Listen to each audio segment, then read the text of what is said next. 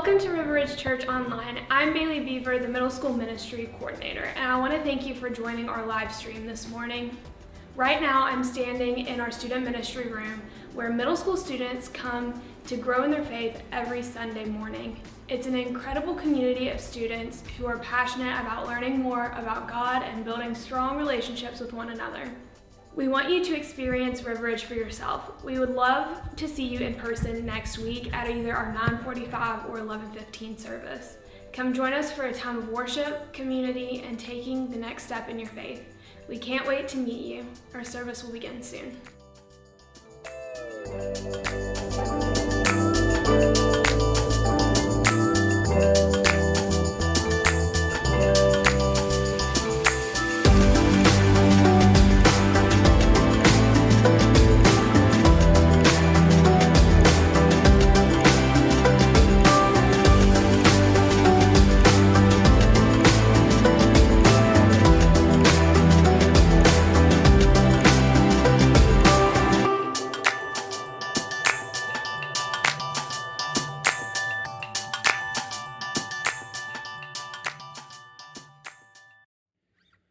Hello, and welcome to our July 2nd service. Glad to have you here. I'm going to go ahead and open up with Canvas and Clay if you want to worship with me.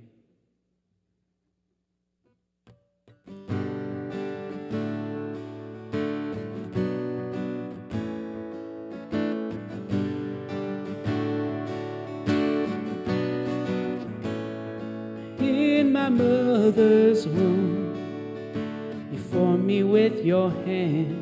Known and loved by you. Before I took a breath, when I doubted, Lord, remind me I'm wonderfully made. You're an artist and the potter, I'm the canvas and the clay. And you make all things work together for my future and for my good.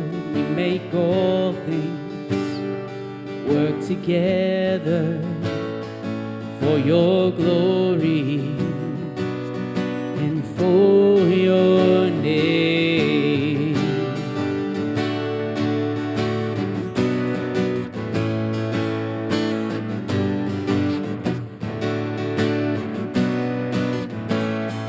There's a healing light just beyond the clouds. Though I walk through fire, I see clearly now. I know nothing has been wasted, no failure or mistake. You're an artist and the potter, on the canvas and the clay. And you make all things work together for my future and for my good. You make all things work together for your glory and for your name.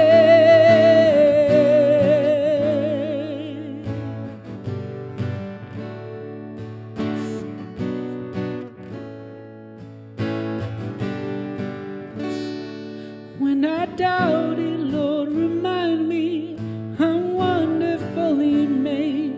You're an artist and the potter, on the canvas and the clay.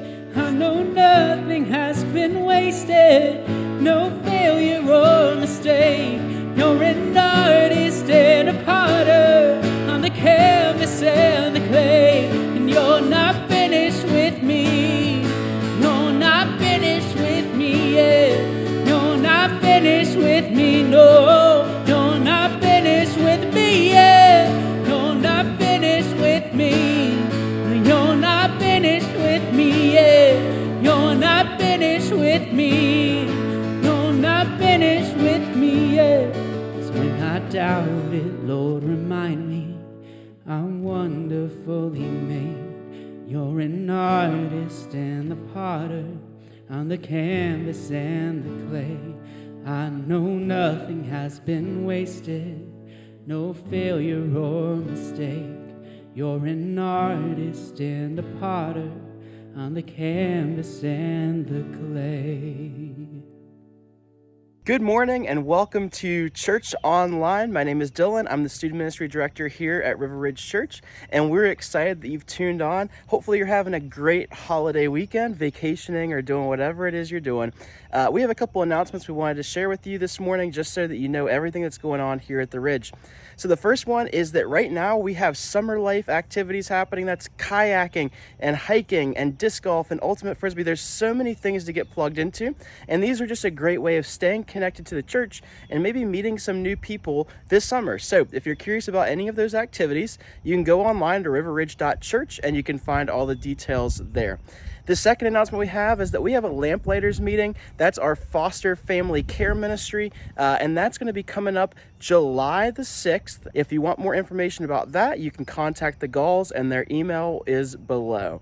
And then the final announcement we have is for anyone who volunteers here at River Ridge, and that is that we have Gear Up happening on August 13th at 5:30 here at the church. That's our annual volunteer and encouragement and training event where we'll have worship and an inspiring talk to get you ready to serve in the fall. So we hope you'll mark that down in your calendars and be looking out because signups are coming soon.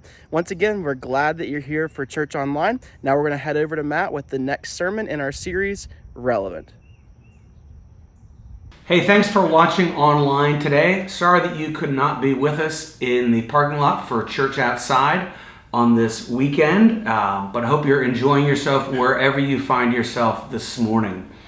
So this morning I want to start with a quote from Mick Jagger. 1965, Mick Jagger wrote a song called I Can't Get No Satisfaction, right? And Mick Jagger, actually a little fun fact, is technically Sir Mick Jagger because he was knighted for singing at the Queen's birthday. But here's the words to I Can't Get No Satisfaction.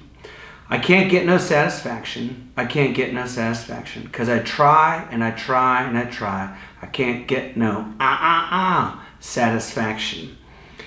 Now, my understanding is that a number of years later, Mick Jagger was asked the question, have you found satisfaction? Because after that point, he became incredibly famous, millions of dollars made, hit songs, hit albums, worldwide fame. And did he find satisfaction? And my understanding is he answered that question. He said, no, I'm still looking for satisfaction. Well, this morning we're going to look at the book of Ecclesiastes. And this book was written about 3,000 years ago. And it is the 950 BC version of I Can't Get No Satisfaction, as the author of Ecclesiastes looks around at life. And it's the story of trying to find satisfaction in meaning and significance and purpose in life that it can't be found in anything under the sun. So the words at the beginning of the book of Ecclesiastes, it begins this way. The words of the preacher, the son of David, king of Jerusalem. So generally, people believe that Solomon is the author of it. It certainly fits with words of the preacher, words of the one with wisdom, and a son of King David, king in Jerusalem. Although he's not specifically named, but that's typically who the book is attributed to. In verse 14, we find the theme of Ecclesiastes. He writes, I have seen all the things that are done under the sun. All of them are meaningless, a chasing after the wind. Solomon says that he looks at everything under the sun and he says, meaningless, meaningless. Or if you have another translation, it might say vanity, vanity. But that phrase, meaningless or vanity, comes up over and over again. And it's translated, and those two words seem very different to us, but it's a translation of a Hebrew word, which is habel. And habel doesn't have a direct English translation, and so they do the best they can to put that together. But habel means literally a vapor or a smoke. So something that you can see, but that you can't really grasp onto. And so as Solomon says, meaningless, meaningless, everything under the sun is meaningless. It's this idea of trying to grasp onto something, but you can't grasp onto it. It's always eluding you. It's an elusive type of thing. And so what Solomon does throughout the book is he names all of these different things that are meaningless, that are habel, that are you can see but you can't really grasp. They don't satisfy you in life. And so what we're going to do is we're going to look at 6 of these things. And this book was written, as I said, about 3,000 years ago. But he uses this phrase. He says, there's nothing new under the sun. And the same things that he and others in his time period chased after are the same things that we chase after, and yet we don't find significance in them. So before I give you those 6 things, I want to actually give you the bottom line. So here's the bottom line, and we're going to put this on the screen because it's sort of a word play. But significance is found under the sun, not under the sun. In other words, it's found under the sun, S-O-N, Jesus, but not under the sun, S-U-N. And we're going to talk about that as we go through these 6 different things about where significance is found. Ecclesiastes chapter 2, verse 1. He writes, I thought in my heart, come now, I will test you with pleasure to find out what is good. But that also proved to be meaningless. Laughter, I said, is foolish. And what does pleasure accomplish? I tried cheering myself with wine and embracing folly. And so he has this section where he says, one of the things that I've tried and has proved meaningless is pleasure. Like, I just want to have as much pleasure as I can, just kind of folly and just live life and laugh and drink and party. It's kind of like Las Vegas lifestyle. Like, I'm going to just do that and try and find meaning and significance. And so with each of these, I have an object lesson. So the object lesson for this one is a card, a playing card, kind of represents Vegas. But it's this idea of trying to find pleasure. I just want to do things that make me comfortable and happy and all of that type of thing. And he says it ends up being meaningless. And I think, as you're watching this morning, sitting on your couch or watching on your phone or even listening as you drive somewhere, this is different at different ages. So if you're in elementary school or you're a kid, like, what does pleasure look like? Most elementary kids are like, I just want to play video games all day. I want to play sports all day, or I want to watch YouTube all day. Like, just live like that, right? Or if you're looking more at kind of high school or college, I just want to party. I just want to have a ton of fun and girls or guys or drinking or whatever that would be. I just want to live that crazy, pleasurable lifestyle. And then if you're an adult, I think maybe looks different. Maybe it looks like your college years and trying to relive that and get pleasure from that. But it can look different. I want to go from party to party or social circle to social circle. I want to have the best vacations. If I can just go on the best vacations and all of that stuff. And Solomon says it ends up being meaningless. One of the things that we buy into is what I call the myth of more. And this fits with this one as well as some of the other things that Solomon's going to talk about. But the myth of more is we think if I just get more of what I'm trying to get, then that's going to add significance or meaning to my life. So if I go on bigger and better vacations, if I played more or better video games, if I had a VR thing, that would make it more, and that's where I would find pleasure. But the fact is, it's the myth of more. More doesn't make it more significant because we're looking in the wrong place. Continues, this is Ecclesiastes 2, 4, and 5. I undertook great projects. I built houses for myself and planted vineyards. I made gardens and parks and planted all kinds of fruit trees in them. I made reservoirs to water groves of flourishing trees. So Solomon has a slew of these really amazing accomplishments. And so we're going to represent kind of accomplishments or success in life by a trophy. So I brought this trophy with me. This is a trophy that I got for being Coach of the Year one time. But it kind of represents success that we shoot for in life. And as you think about your life, you may have goals and success things that you're shooting for. And it's okay to have things and goals, but the question is, do we try and find our success or our meaning or our significance in those kinds of things? Maybe it's winning a state championship as a coach or as a player. Maybe it's you want to be the best in the state or the best in the city at some hobby that you're a part of, or maybe you want to remodel a car or a room, and that's gonna, like, if I can do this, I'm gonna feel great about myself. Or maybe you have some side hustle job that brings you great pleasure, and then you begin to look at it as, I want to find meaning in how well I do at this. Or another place has to do with kind of body image. Like, if I could lose this amount of weight, or if I could look this way, or if my body looked this way, then that would hit that accomplishment, and I would feel good about who I am.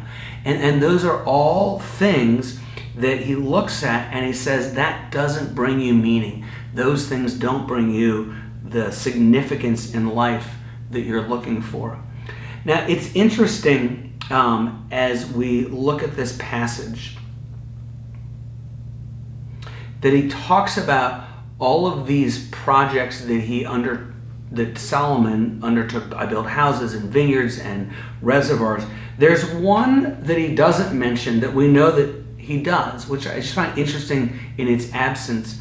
But Solomon built the temple, right? And that was a great accomplishment for him. But yet he doesn't list this in the projects that he undertook and was successful at. And I do kind of scratch my head at that. Because the other things are like, I built a house for myself. And I do wonder if that maybe provided more meaning for him because he was doing or accomplishing something for God. So just an interesting side note there. Then he continues, this is verse 10. It says, my heart took delight in all my work, and this was the reward of all my labor. Yet when I surveyed all that my hands had done and what I had toiled to achieve, everything was meaningless, a chasing after the wind. Nothing was gained under the sun. And so one of the things, and this is kind of has some overlap to success and accomplishment, or it may for you, but we try and find our significance in the work that we do. And so we're going to represent that by a laptop computer, which many of us work on, but we try and find our success or our significance or our meaning in our work. And that too, he said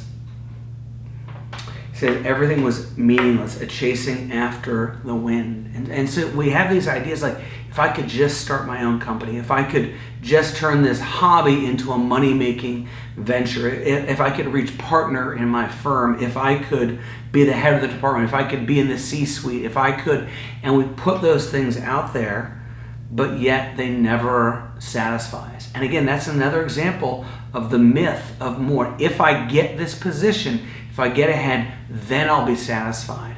But it's another place that doesn't satisfy us.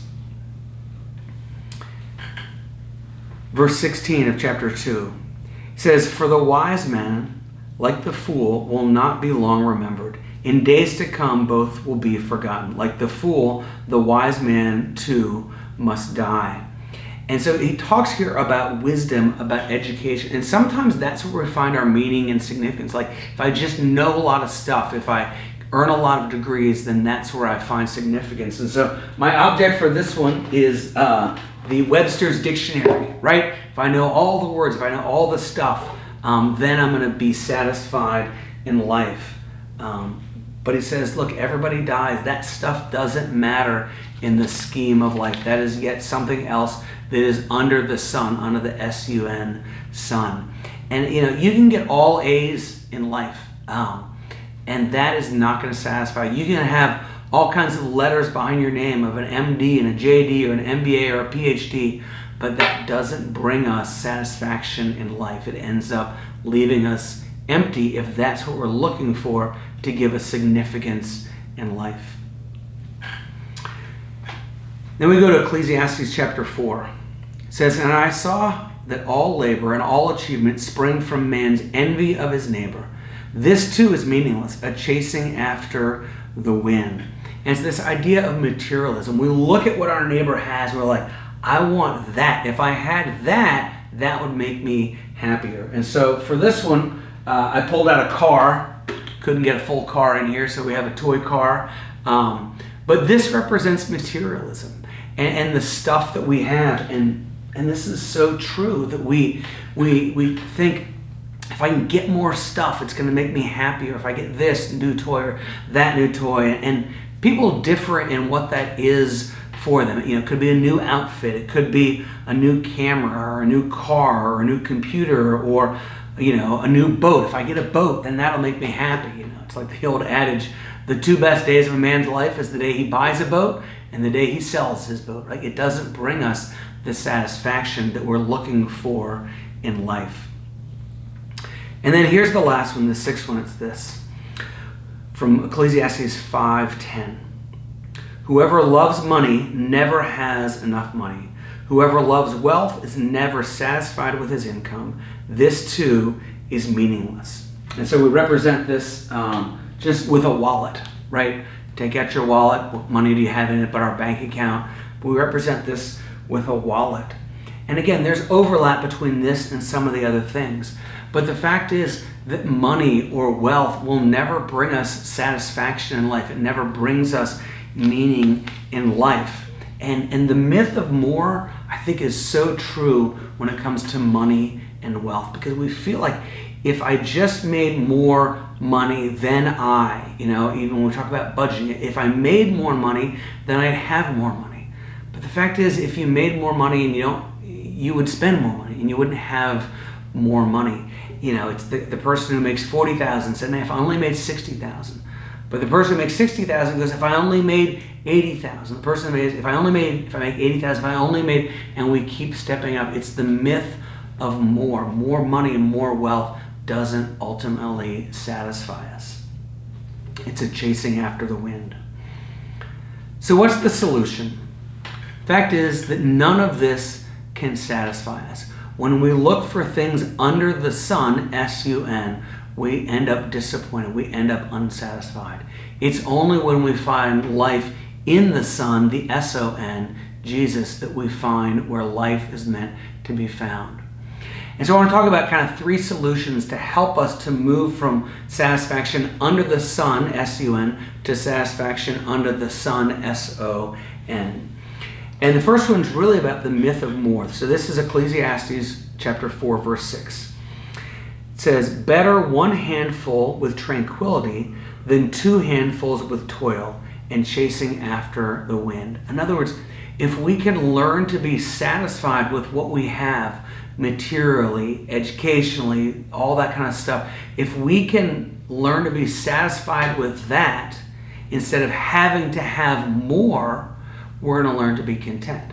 Now, that's not to say don't have goals. That's not to say don't earn more money. That's not to say don't have things or boats or whatever it is or a new computer. But what it's saying is we need to be satisfied with what we have instead of saying if I had more, then I would be more satisfied or find more significance in who I am and what life is about. There's a great verse that Paul writes in the book of Philippians. He says this. He says, I have learned the secret of being content. And I love that word learned. It's a learned thing. Like we don't just snap our fingers and now I'm content. But it's a process of learning to be content with what we have. And it takes time as we recognize what life is about and where true meaning in life is found. Here's the second ingredient, also in Ecclesiastes 4.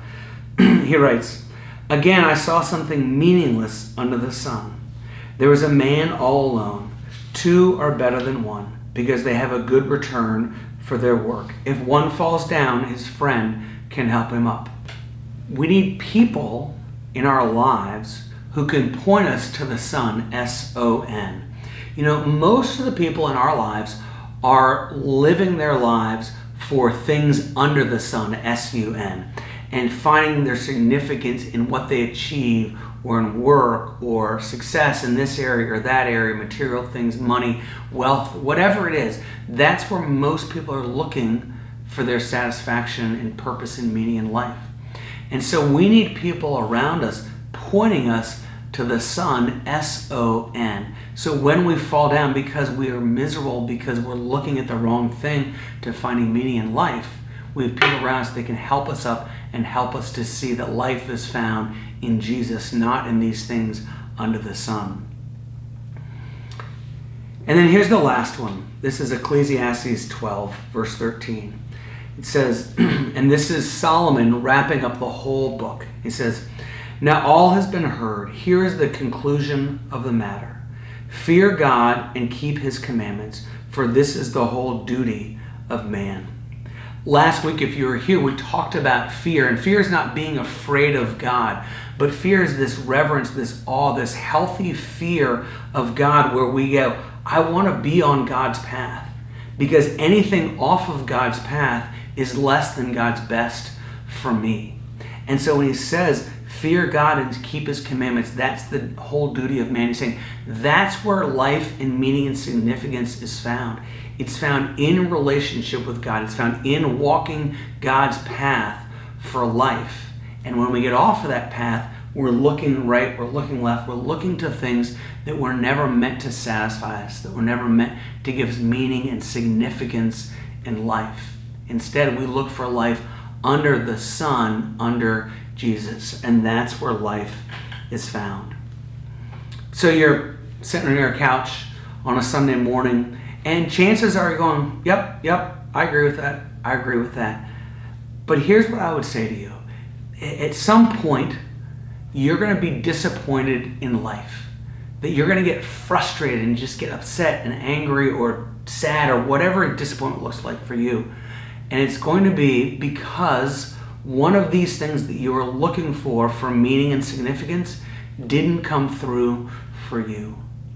And let that be a reminder to you to find your hope, to find your significance in Jesus and not all these things that are under the sun, that are of this world.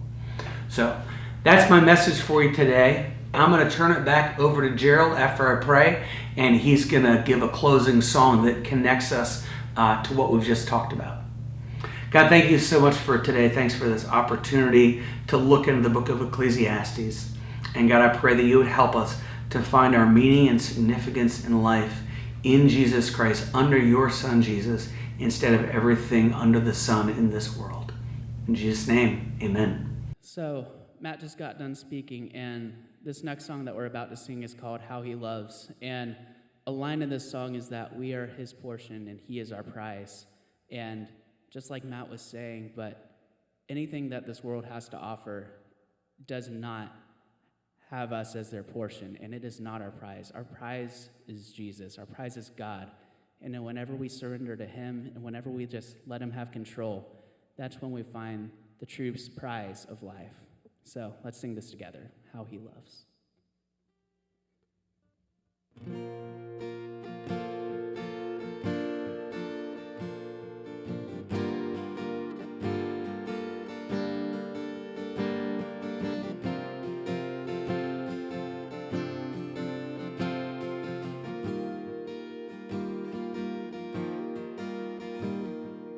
He is jealous for me, loves like a hurricane. I am a tree bending beneath the weight of his wind and mercy. And all of the sudden, I am unaware of these afflictions eclipsed by glory. And I realize just how beautiful you are and how great your affections are for me. And oh, how he loves us so. Oh, how he loves us. How he loves us so.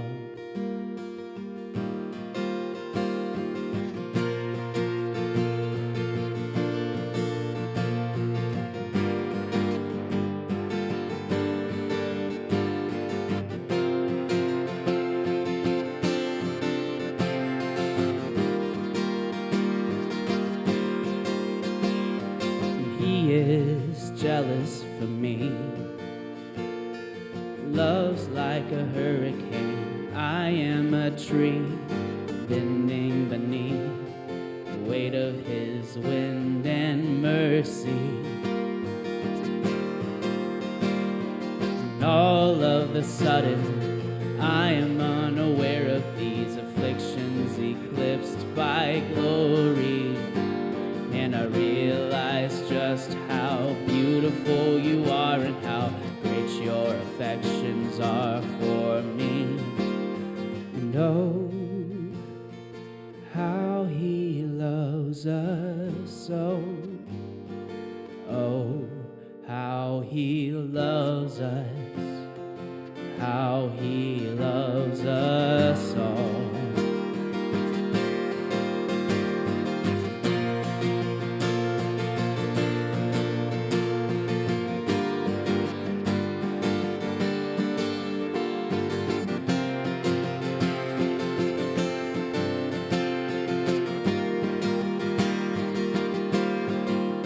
Yeah, he loves us. Oh, how he loves us. Oh, how he loves us. Oh, how he loves. 'Cause we are his portion and he is our prize, drawn to redemption by the grace in his eyes. If his grace is an ocean, we're all sinking. And heaven meets earth like an unforeseen kiss. In my heart it turns violently inside of my chest. I don't have the time to maintain these regrets when I think about the way that he loves us. Oh, how he loves us. Oh, how he loves us. Oh, how he loves. Yeah, he loves us. Oh, how he loves us. Oh, how he loves us. Oh, how he loves. And oh, how he loves us so. Oh, how he loves us. How he loves us all.